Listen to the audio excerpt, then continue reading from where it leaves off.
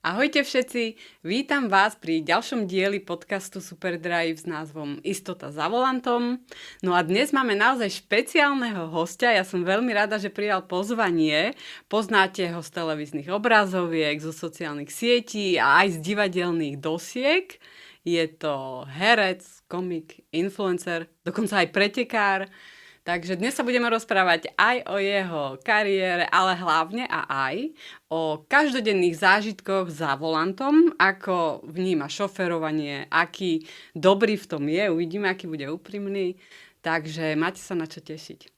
Ahoj Tomáš, vítaj a ďakujem, že si prijal pozvanie. Ahoj, ďakujem veľmi pekne za pozvanie. No dobre, tak poďme hneď začať s lekvárom. Ty, keď si dostal túto úlohu, veľmi podľa mňa obľúbenú u publika a u divákov, tak ty si sa na to pripravoval aj nejako tak, že ako ten lekvár asi šoféruje, ako vníma tú premávku, ako agresívne alebo neagresívne reaguje, že pripravoval si sa aj na charakter ako keby vodiča tej postavy, alebo proste si sa učil texty a toto prišlo nejako prirodzene? No, tak keď som si robil nejakú takú psychológiu tej postavy a ja som si toho lekvára nejak predstavil, nastavil a režisér s tým súhlasil, jak som ho uchopil, tak vlastne aj som si ako jasné, ten prejav vo všeobecnosti jeho som si nejak nastavoval a tak nejak automaticky som si vedel hneď aj predstaviť, že ako sa asi za tým volantom bude správať takýto taxikár. Takže áno, už aj to som mal nejako v predstavách, že ako za tým volantom asi bude vyzerať. No a aká je obľúbená poloha rúk na volante u lekvára? Lekvár je vytočený na pravú stranu, tak pre divákov, čo to aj sledujú, tak asi takto, že takto vytočený. Na pravú stranu v pravou rukou si špára v ústach špáradlom a ľavú ruku má akože tak frajersky natiahnutú, vyloženú teda na hornej, na Supermana, presne tak. A takto si akože ide po meste. No, ako kráľ. Ako král. Ale musím povedať, že určite je taký akože myslím si, a som o tom presvedčený, že lekvár je šikovný za tým volantom. Áno, to som sa nemá chcel ideálny opýtať. posed, tak akože vie jazdiť, rozumie tomu autu svojmu, miluje ho, takže to je to jeho živobytie, takže hej, vodič je dobrý. Aj keď nemá úplne ideálny posed v tom meste, ale vie jazdiť. No, super. No a Tomáš má akú obľúbenú pozíciu za volantom? No na tohto Supermana veru teda často nie. Občas sa to stane, možno keď je naozaj že prázdna cesta niekde na diaľnici a už som dlho za volantom a potrebujem sa aspoň na chvíľku nejak dať na nejakej inej pozícii ako úplne tej štandardnej, ale ja mám rád, keď mám veci pod kontrolou, to znamená, že úplne ideálny posed, aj si to nastavujem, aj si Ty to už vieš, že? Hej, no áno, viem. Takže normálne v tom tej horizontálnej polohe mať ruky, pekne si držať pevne volant a mať prehľad, mať to akože dobrý výhľad. Takže to mám rád, vtedy mám pocit, že to auto mám samozrejme najviac pod kontrolou a som akože jeho súčasťou. To je správny pocit. Tak to má byť. No a neprichytíš sa niekedy, keď jazdíš normálne v civile, seriózne, a že si proste hovoríš v aute tak ako lekvár, alebo robíš proste tie veci, ako robí lekvár, alebo proste vieš to oddeliť a neprepína sa ti to. To sa mi neprepína. Možno, že keby som naozaj že natáčal, ja neviem, 25 dní do mesiaca lekvára ako je za volantom, tak by sa mi to možno prenašalo aj do toho bežného života, ale nemám to našťastie. Ty si vlastne bol už aj na škole šmiku. A naučil si sa teda, ako zvládať tie krízové situácie. Môžeš povedať, že či ti to nejako otvorilo oči, alebo či si zistil niečo, čo si nevedel, či si sa... Aký zážitok si z toho mal? Nie len ten možno, že adrenalinový aspekt, ale aj ten taký praktický. No, mne to dalo veľmi veľa a asi každá tá jedna časť, ktorej sme sa tam venovali, tak mi niečo dala. A už len ten základ, aj tá teória, ktorú vlastne sme pred tou praxou absolvovali, tam som sa veľmi veľa dozvedel. Už len napríklad ten správny posed za tým volantom. Potom som prvýkrát zažil, keď sme boli na tej plošine, ktorá ti akože tú zadnú nápravu urve, akože trhová platňa, áno, pardon, som nevedel spomenúť. Tak tam, že ako dôležité je naozaj v podstate veľmi rýchlo reagovať a kontrovať a tak ďalej, čiže to bolo veľmi veľa mi to dalo. Naučil som sa aj to, že ako sa to moje auto, ktoré som tedy aktuálne mal, správalo na rôznych typoch povrchu, hej, že na mokrej trati napríklad a tak ďalej, čiže ako odporúčam každému toto absolvovať, bolo to super. A ako by si sa vyhodnotil sám seba, optimálne objektívne, že aký si ty vodič v reálnej premávke, ako reaguješ na agresívne správanie iných, aká je tvoja trpezlivosť a vlastné dodržiavanie tiež nejakých tých pravidiel, že či si niekedy ty dáš také voľno z pravidiel, alebo si veľmi striktný, ako by si sa ohodnotil? No, tak ja si myslím objektívne seba, snažím sa samozrejme dodržiavať určite všetky pravidlá a hlavne tie, ktoré zabezpečujú bezpečnosť na tej vozovke. A občas sa mi samozrejme stane, že urobím nejaký priestupok, ale a keď robíme vedome, trebárs, tak to za žiadnych okolností neurobím v momente, kedy by som mohol ohroziť seba alebo niekoho iného, že nejaký, neviem, pár metrov prejdem do nejakého zákazu alebo čo. Tak to robím takýmto spôsobom, že viem, že nikoho teraz neohrozujem, aj keď teraz akože možno niečo porušujem, tak to není nič zlé, hej, ako keby by som to tak povedal. Ale samozrejme týmto nechcem nabadať ľudí, aby porušovali pravidlá v týchto veciach, lebo tie pravidlá naozaj v tomto prípade naozaj majú zmysel. Takže asi takto k tomu nejakému porušovaniu.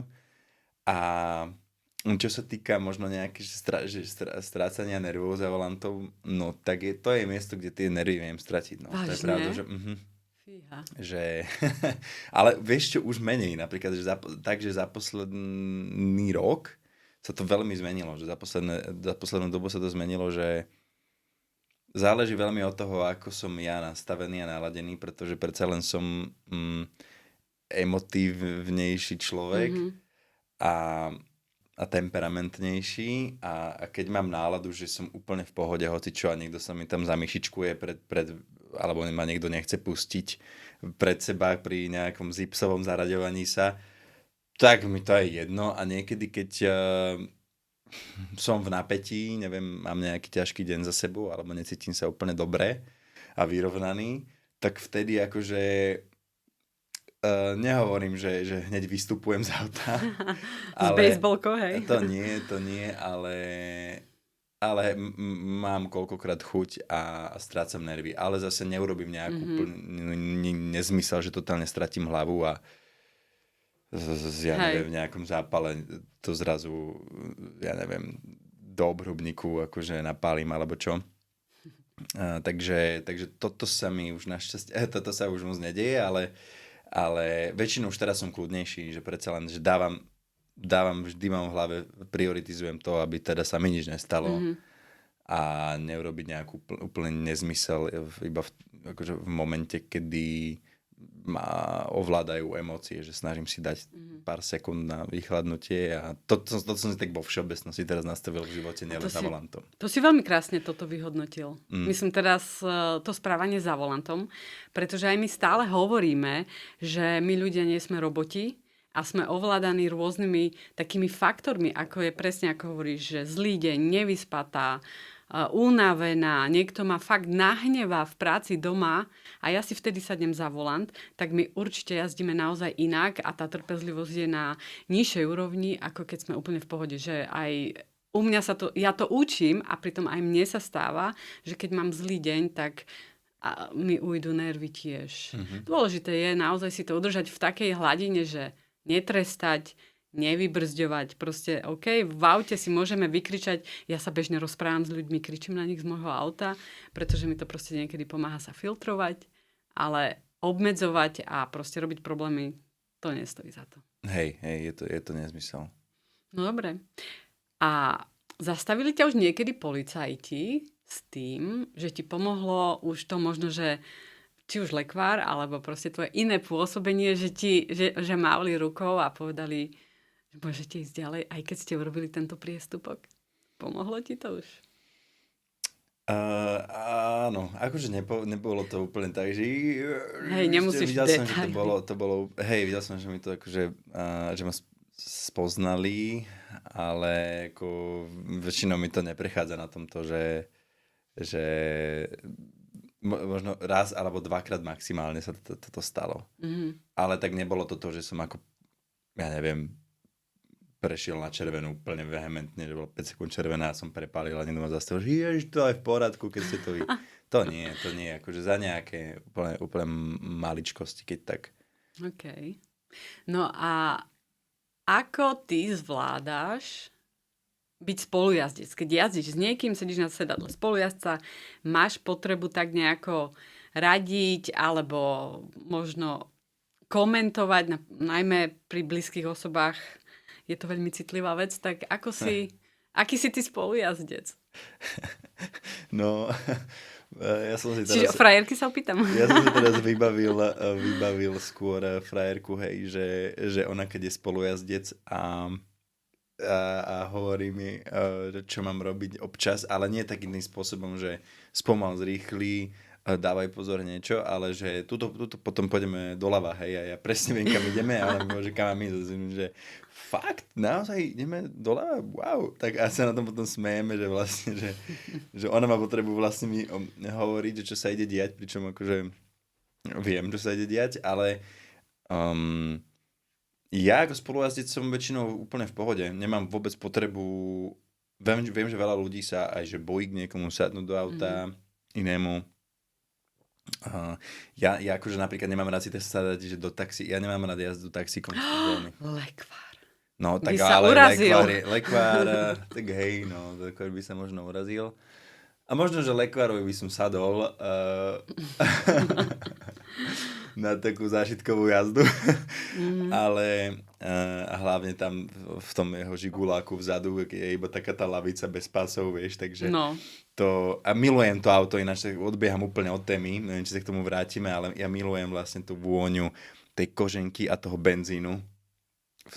A tam to tej cítiš lade. viac ako v iných autách, hej? No, tak určite, tak jasné. Tam, ja sa vrátim do úplne môjho detstva, keď do 120-ky môjho Škoda 120 môjho detka, tak tá vôňa toho benzínu, jak to proste naozaj tam je cítiť a tá špecifická vôňa tej koženky tam dokopy, keď to je a to je, aj keď šoferujem tú Ladu, tak to je naozaj, že tá spojka zaberá niekde a že musí mať koleno pomaly pri uchu, až vtedy zabere. A tak občas proste prešmiknem a preplynujem, je to smiešné. Ale teda späť Kľudne môžeme prelínať. Som si trošku odbehol, lebo teda som si predstavil, že ako by som sa cítil vlastne pri lekvárovi. No a že by tam bol aj takýto presah a takýto zážitok.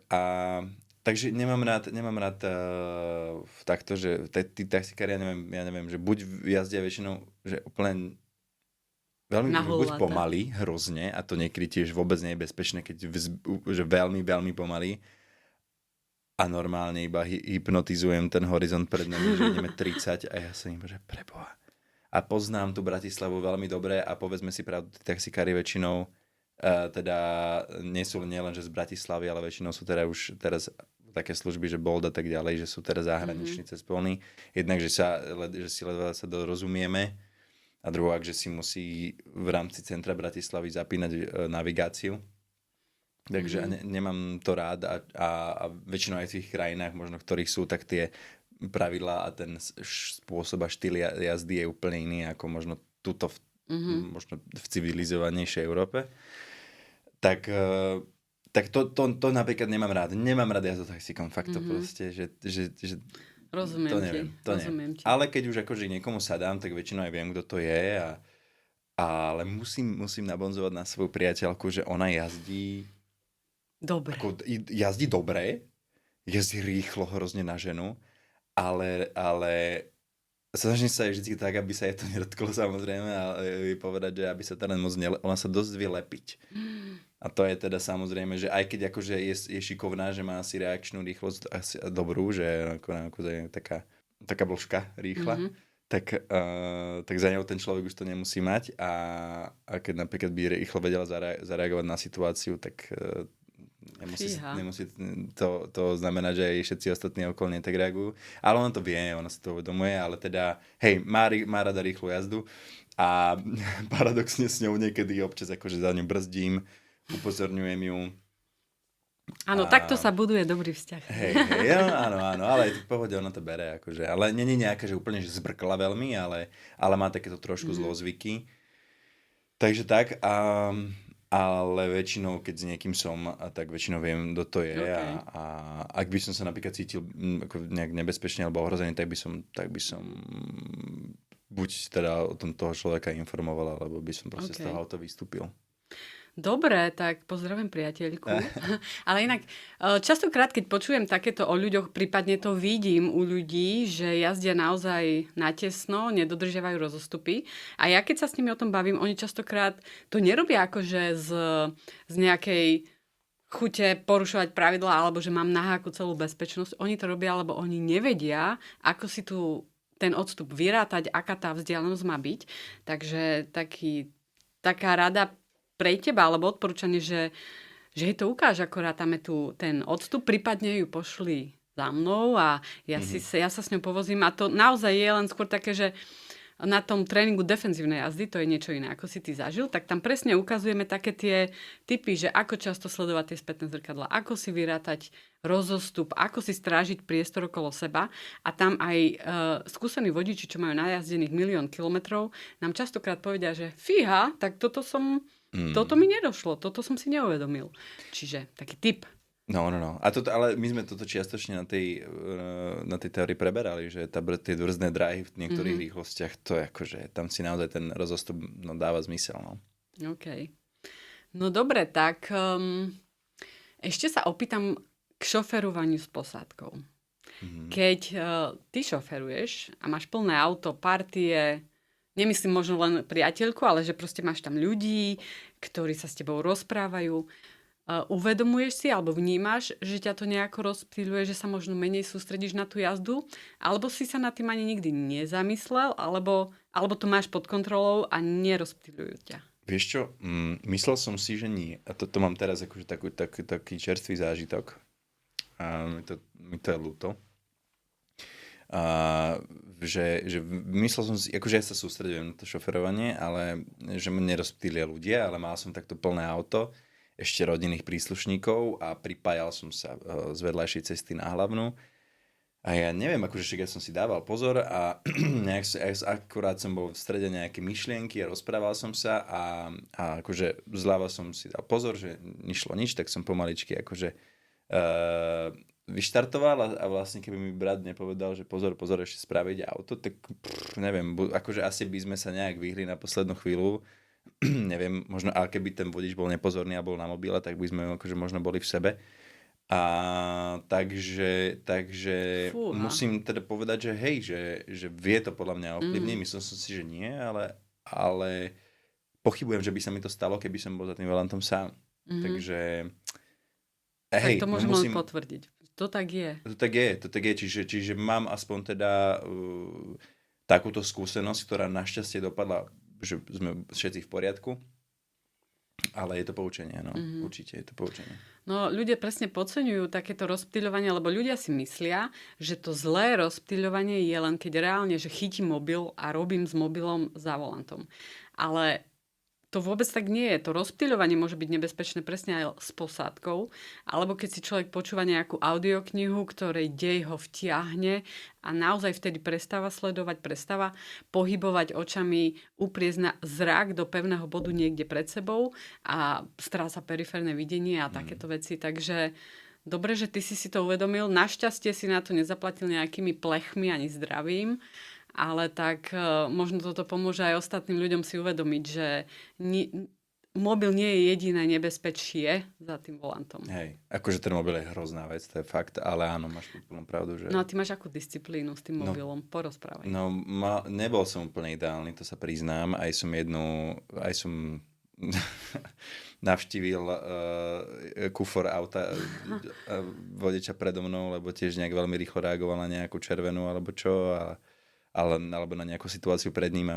A ja som teda na 3 sekundy sa pozrel do displeju, neviem, a keď som zdvihol teda hlavu, tak som to už nestihol dobrzdiť, takže už som takto raz moju fabku jednotkovú rozbil, neviem koľko rokov to bolo dozadu, ale tak vtedy som si uvedomil, že bože, alebo keď som presne, že bol nejak na mobile a zrazu vieš, že to je 1, 2, 3 sekundy, niekedy stačí však samozrejme iba 1, a zrazu len zdvihneš hlavu a rýchlo zareaguješ, lebo už ideš do obrubníku v 70 km/h rýchlosti, vieš, tak je to také, že preboha, že som dement už ozaj, tak to proste odložím a však sa sústreť to máš.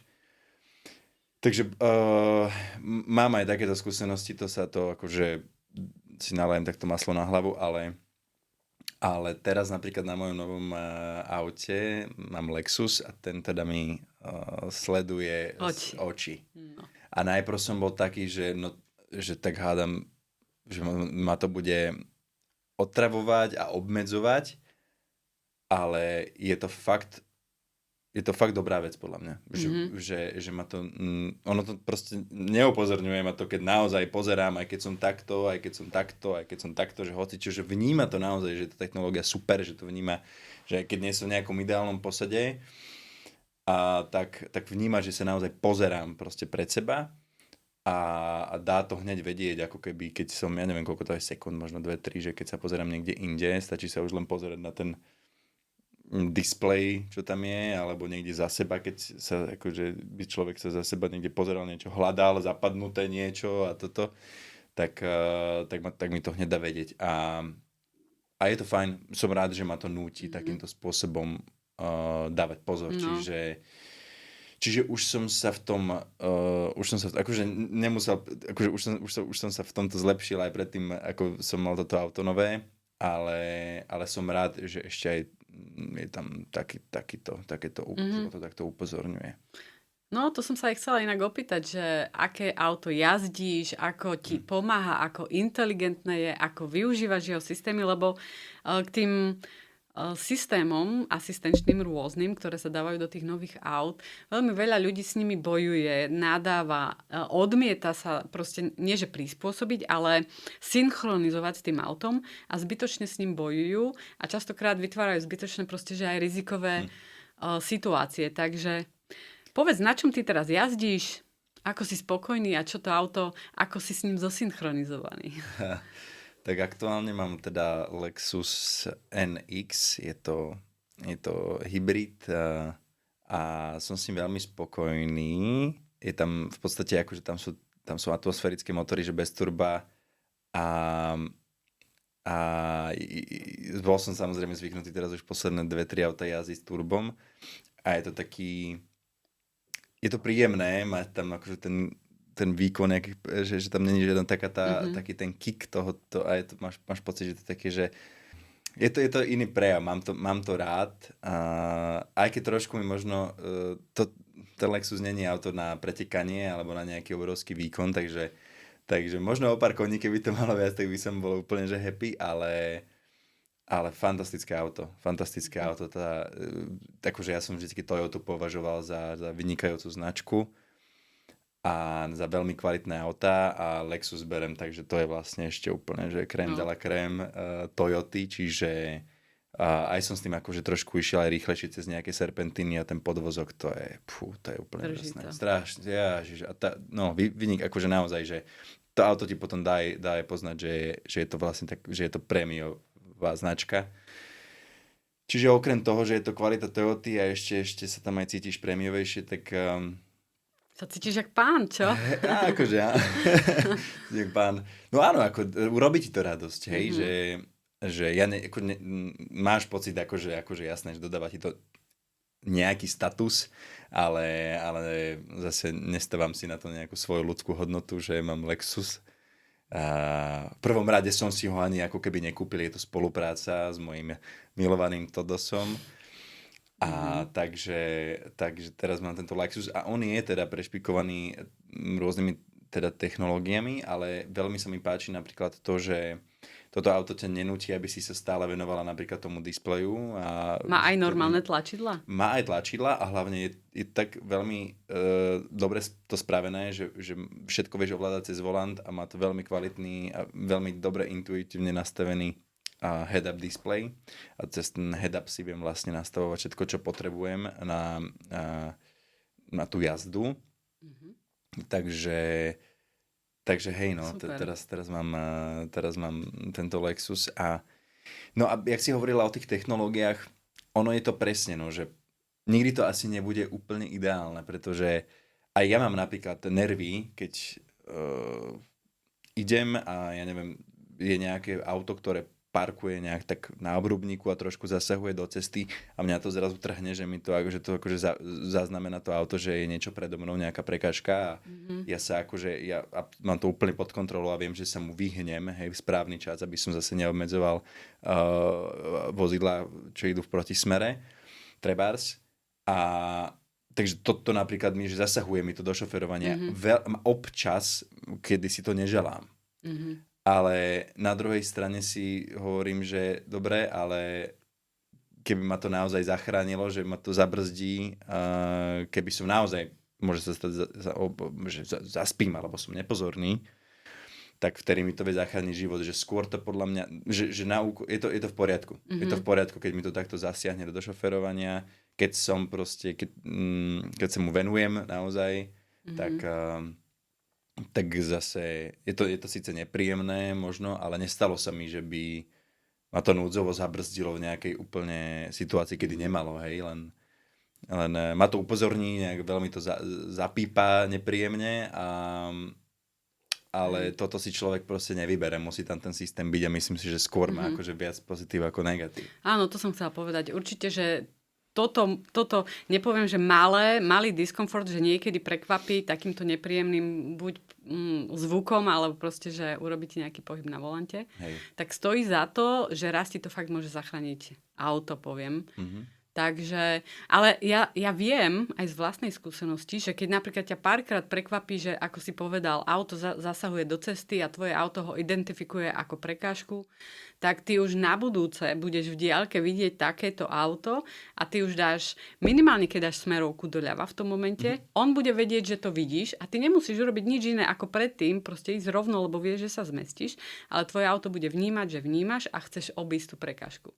Práve taký detail ako včasná smerovka tieto momenty eliminuje. Hej, napríklad. Takže super. No dobre, takže Lexus aj ja mám veľmi rada ako značku. Nemám, ale možno raz.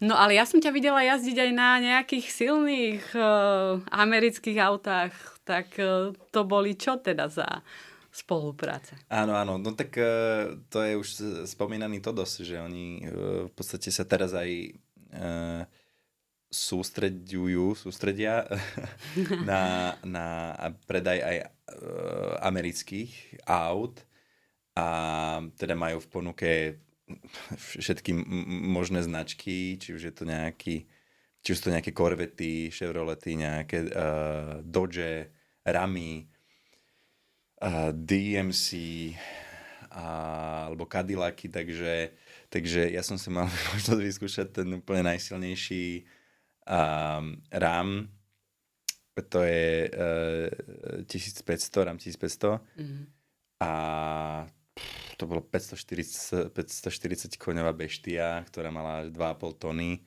125 litrovú nádrž.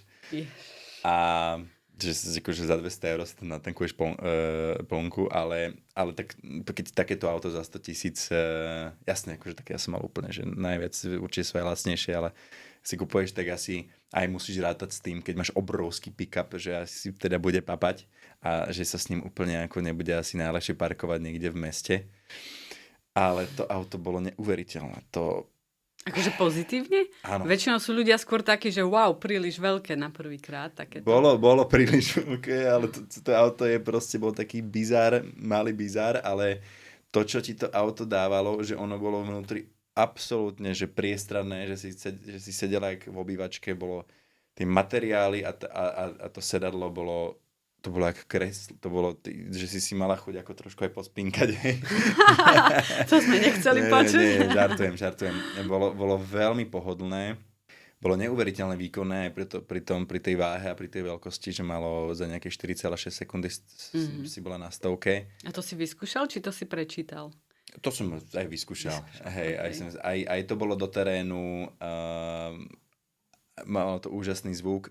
Jedine, keď niekam ideš akože na diaľnici s takýmto autom, lebo to malo samozrejme aj opravený výfuk, tak to akože a ideš 100, ľudia hľadajú 140 helikoptéru. Skľudne vieš, že tak si musíš vybombovať nejaký podcast alebo nejakú hudbu, lebo proste ťa z toho porazí, ale ten pocit, ktorý ti to auto, že mala si tam všetko v tom aute úplne vymaxované, každú jednu emóciu, pohodlie, komfort, luxus, úplnú tú výnimočnosť, že sedíš a pozeráš sa takto na kamión a ste v rovnakej výške a iba, no, tak no okej. Akože odporúčam si to auto vyskúšať, lebo to je dobre sa mi na to spomína. A keď porovnáš tie systémy asistenčné z Lexusu a z tohto ramu, tak tá Amerika tiež ponúka takéto veci bezpečnostné? No, to by som ti teraz, moc som si to auto neštudoval teoreticky, lebo ja som ho mal, že na nejaké 3-4 dní. To znamená, že moc som si s ním, ale máš pravdu, že akože má to určite nejaké systémy, ale v tej Toyote sa cítim, alebo teda, v tom Lexuse, že asi to je trošku inteligentnejšie auto. Hej, že, ale zase nemôžem povedať, že ja som vždycky mal tie auta tej Ameriky také, že to je proste oplastovaná blbosť s obrovským výkonným motorom proste pod kapotou a že pri prvej zákrute ti urve zadok a skončila si. Ale v tomto aute som mal pocit, že už naozaj, že už aj tá technológia tam je na slušnej úrovni. No a keď si naznačil, že silné auto vie spôsobiť čo? Že ti urve zadok a skončila si? Tak povedz, mal si ty hovoril si o tom nedobrzdení do tej, a teraz tou Fabiou, že si narazil kvôli telefónu. Áno, to bola taká povinná jazda, každý asi si zažil takú nehodu. No ale povedz nejaké iné z reálnej premávky a potom sa rada povenujem aj tej tvojej pretekárskej. Tak začni čím chceš, áno. Vieš čo, ja som teda, musím si zaklopať, že som nemám tých nehôd nejak veľa za sebou a chvála Bohu. Super. A iba raz sa mi potom stalo, keď ešte som mal Focusa Ford, tak že som musel rýchlo brzdiť, lebo mi v podstate vbehol na vozovku človek, chodec, tak som musel brzdiť, nedobrzdilo auto za mnou a to tiež kvôli tomu, pretože to bolo nejaké staršie auto a myslím si, že akože nemal v dobrom stave brzdy. Čiže aj na toto chcem apelovať, aby si to ľudia riešili, že netreba ísť do nejakých úplne najlacnejších ekonomických variant a aspoň také tie podstatné veci, napríklad ako sú brzdy, by mali byť v poriadku. Tak nedobrzdil, ale nebola to nejaká úplná šleha. Mám takúto skúsenosť, potom samozrejme ten môj telefon. A jasné, potom sa mi stalo, že som niekde trošku oškrelo nejaký stĺpik auto. Ale našťastie nič nejak viac sa mi nestalo. Potom už iba v rámci mojej dlhoročnej kariéry pretekára som teda mal jednu takú nehodu. No, tak poďme sa pozrieť na tú tvoju kariéru pretekára. Lebo ja ťa inak už, však dlhšie sa poznáme, dlho ťa sledujem.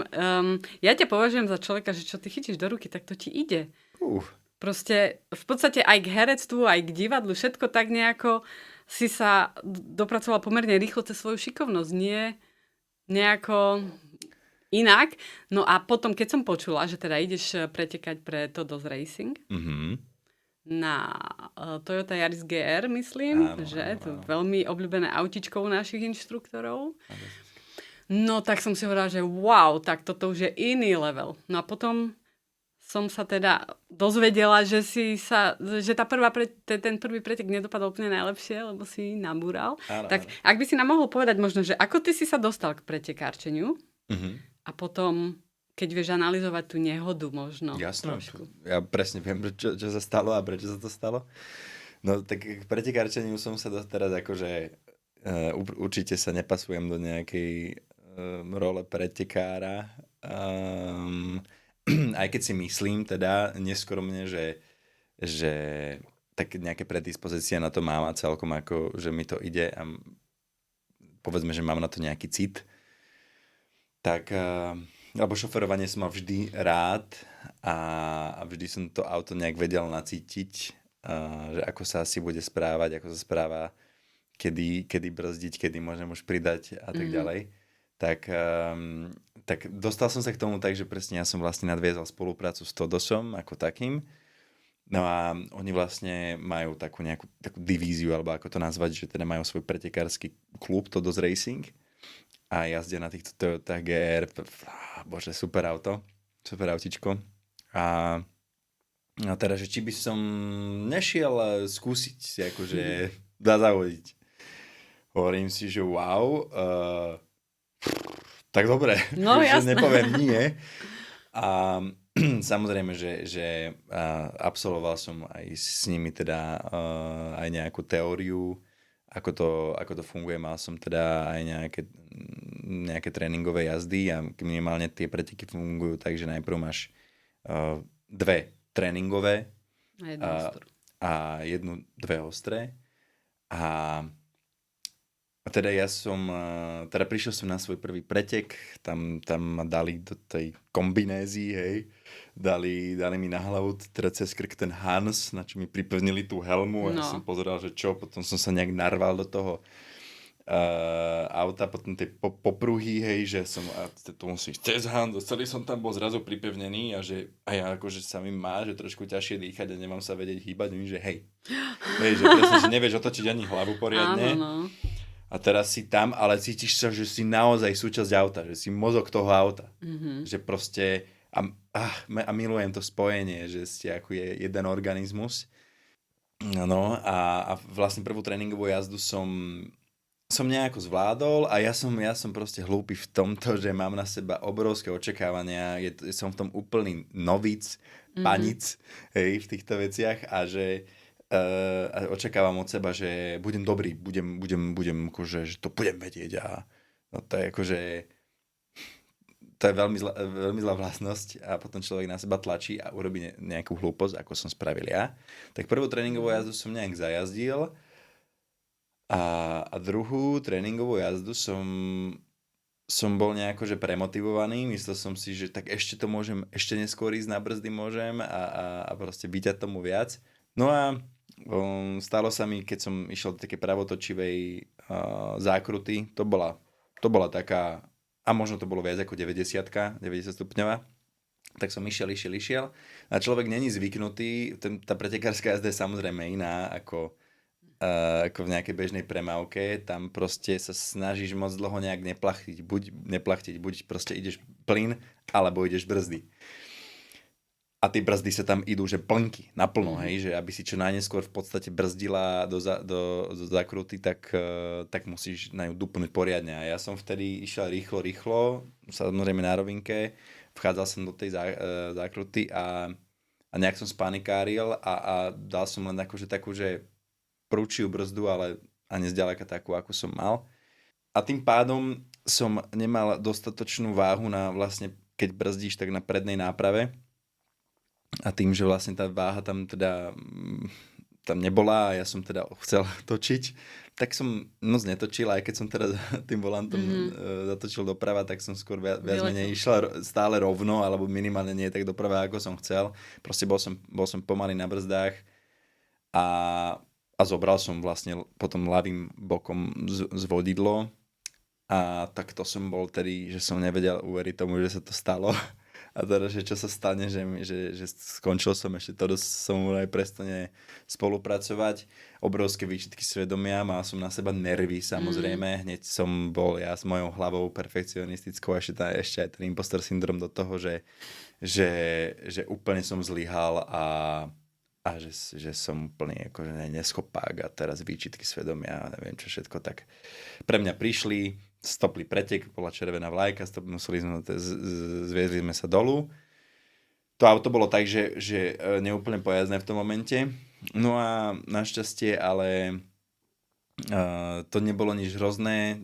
Proste vymenili mi len kolesa, vyklepali to a ja som išiel ďalej. Ty si ešte ja dokončil pretek? Oni, že... A ja som čakal, že čo mi teda povedia, že čo? Že dostanem jednak nejak, že budem musieť zaplatiť nejaké náhradu škody a tak ďalej, že budú teda zo mňa sklamaní a nevedel som úplne čo čakať, akože bol som takto nastavený, že bude to zlé. A musím povedať, že celý ten tím, vrátane vedenia celého Todosu, čo tam teda bol pán Vojtko, tak sa prišiel za mnou a s takým zúsmevom, no čo, žiješ? Poklepkal ma po ramene, pozerám, rozbil som vám auto, čo. A ja som ešte hlavne najprv 20 minút sa išiel sám prejsť do takého pola tam. Pozeral som akože do neba, hej. No. No a teda normálne to prijali, povedali mi, že počúvaj ma, dobre, nič sa nedeje, vieš, ti bola chyba, už vieš, teraz musíš čo najskôr sadnúť. Akože dobre, chápem po nehode, že niekto musí sadnúť čo najskôr za volant, aby proste mu tam nevznikla nejaká trauma a blok, že mu musí ísť späť do toho prostredia. Ale ísť hneď pretekať zase je také, že... No a super, ja som sa potom tie dve ostré zlepšil, ešte lepšie časy. A hej. A si sa normálne dokázal upokojiť? Hneď som sa upokojil a tú druhú jazdu som bol, ja neviem, že 5-6 sekúnd za chalanmi, čo si úplne že pretekajú bomby a sú šikovní, že ja neviem, mali 2.22, ja som mal 2.28. Ja som bol premotivovaný totiž na tej druhej tréningovej, že no, a vtedy človek vie robiť aj chyby a potom som si radšej, už tie ostré som sa snažil si držať ideálnu stopu, ísť poriadne na tie brzdy vtedy, kedy mám. A tak, čiže som rád, že ma ten strach úplne neparalizoval. No. No a teda to v tom pokračuješ? Áno, teraz som mal vlastne svoje druhé, iba druhé preteky v Čechách, v Ústí nad Orlicí, na Ústeckej 21, lebo tam je 21 tých zákrut. Áno. A tá je teda oveľa menej intuitívnejšia ako Huty. A je úzka, a je lesná a ja tak by som si sadol a išiel by som si... Je to návykové, lebo fakt tam si absolútne sústredená. Absolútne máš akože vypnutú hlavu tam.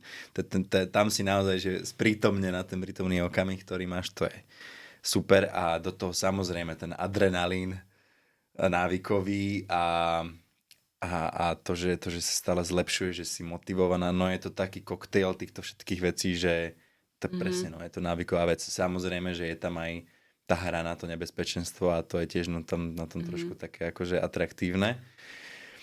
Ale je to krásne. Je to krásne a je to umenie v tom, aj keď vidíš tých jazdcov a môžeš si pozerať tie ich jazdy a môžeš aj ten onboard, keď majú kameru alebo nejakú GoPročku, že je za nimi a pozeráš tú ideálnu stopu, pozeráš, kedy presne brzdia, kedy idú do apexu. To je nádhera, je to umenie.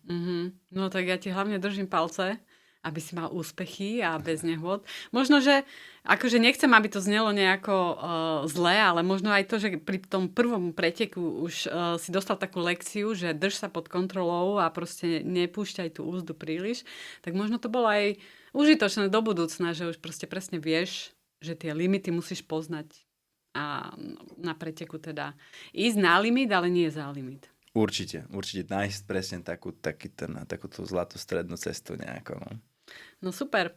Ešte by ma zaujímala taká vec, že ako sa ty staráš o svoje auto, o svoje autá, že či si ty ten taký pedant, ktorý nedovolí ľuďom si otvoriť horálku, alebo si taký, ja tu tak hovorím, že taký americký typ, lebo ja mám manžela Američana a viem, aké oni majú bordely v aute. Ale takže také, že sáčok, odpadky, špinavé auto, nevadí. Záleží od toho, koľko mám, jak som veľmi vyťažený, aké mám obdobie. Pretože keď mám toho, že veľa pracovne, tak sa môže stať, že tam mám bordel, ale nevydrží tam dlho, pretože mňa to veľmi vyrušuje. Ja si myslela, no, ty perfekcionista. Ako v byte nemôžem mať proste bordel, tak ani v tom aute to nezvládam. Minimálne tú hrubú špinu musím vždy dať preč, aby tam proste nebolo na zadný alebo pod sedačkami nejaké prázdne plechovky, fľaše a neviem čo. Toto nezvládam. Ešte mi napadlo inak, že je pravda, že tí Američania, že vyslovene, že aj, neviem, či tam môžeš na základe svojho manžela, ale že oni... Sa nemôžem vrátiť domov teraz.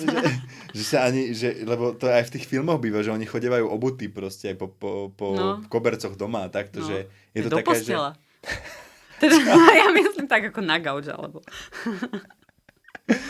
No hej, že je to také, že majú to tak, ako nehovorím, nemyslím si, že sú to nejakí špindíri, ale majú proste to tak nastavené nejak inak, hej no. Tak vrátim sa späť, ok, len som si to chcel overiť.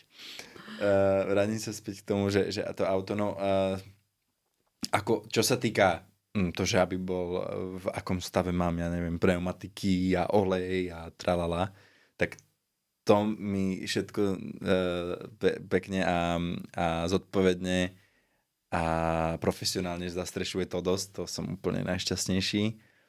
A čo sa týka teda toho, že v interiéri ja jedávam v aute, ale akože naozaj si dávam pozor, aby som si tam nenatrúsil. Jedávam určite, ale a nie úplne za jazdy.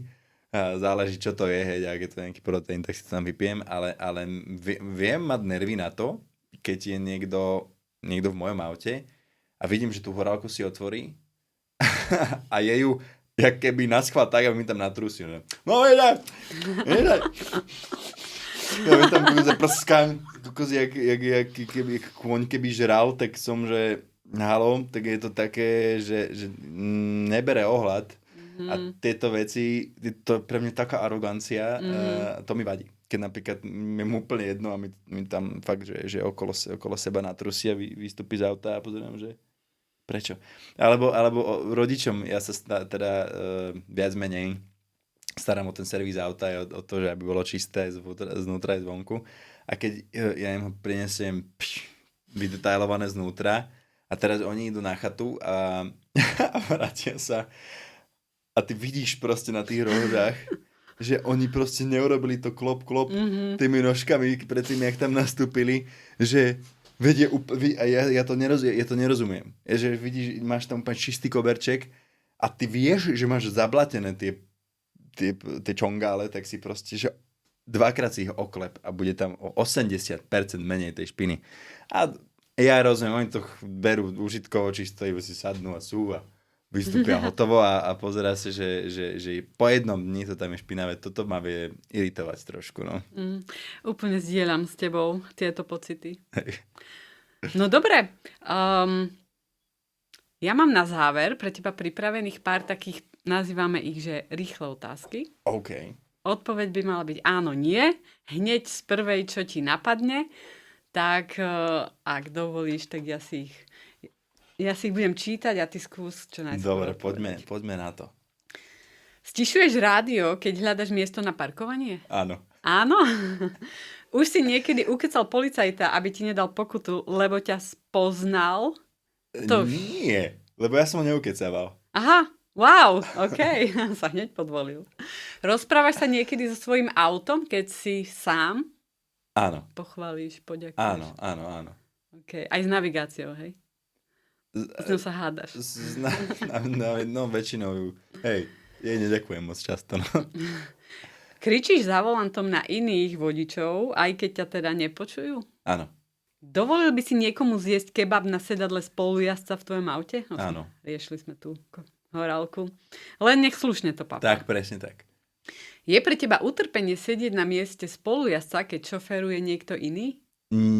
Ako kedy, ale skôr nie. Zabudol si už niekedy, keď si na veľkom parkovisku pred nákupným centrom, že kde si nechal auto? Že proste Áno. Vieš, Aupark, tam to vie byť krásne. Áno. Ako nestáva sa mi to často, ale viem, že niektorí ľudia s tým majú že permanentne problém. Mne sa to stalo možno, že raz za rok sa mi to stane, že naozaj, že myšlienkami som úplne niekde inde, ale moc často sa mi to nestáva. Ďakujem, že si nepovedal niektorí ľudia a nie niektoré ženy, teda, že si povedal. Lebo väčšinou sa to pripisuje ženám, že majú s tým problém. Mne sa Poznám to aj takých nepáči. mužov. No. Kúpil by si auto v ružovej farbe, keby ale malo dokonalé jazdné zručnosti? Alebo vlastnosti? Asi nie. Akože pokiaľ by som mal možnosť si ho kúpiť aj v čiernej, tak... No ale si zober, že na ružovú by si mal 10 000 eur zľavu. Ale tak, ja som čakala, že na to povieš, áno, hneď. Asi nie. OK. Zaradil si niekedy omylom spiatočku na miesto jednotky? Možno v tej Lade? Alebo teda v tej 120-ke od detka? Nie. Výborne, prešiel si testom. Si dobrý vodič. Ďakujem. No dobre, tak týmto ti veľmi pekne ďakujem naozaj, Tomáš, že si našiel čas. Prišli sme sa trošku porozprávať. Ja verím, že aj vďaka tomu možno niektorí ľudia sa trošku viac zamyslia za svojimi alebo nad svojimi návykmi za volantom a že si nám, verím, pomohol trošku budovať osvetu bezpečnej jazdy, pretože vždy je to o nás ako o vodičoch a veľmi často sa stáva, že ľudia sa vyhovárajú, že ja som myslel, že on pôjde a on zabrzdil, preto som do neho narazil. Ja som myslela, že počká, nepočkal, takže preto bola tá kolízia. Ľudia vždy hľadajú príčiny svojich nehôd u iných. A my sa snažíme to trošku otočiť, že my potrebujeme predvídať tie problémy, predvídať tie chyby a mysliť trošku aj za iných. Takže ja verím, že si nám v tomto našom snažení dnes pomohol. Ďakujem ti ešte raz, že si prišiel a prajem ti samé šťastné kilometre. Ďakujem veľmi pekne, vážim si, že ste ma sem pozvali. Konec.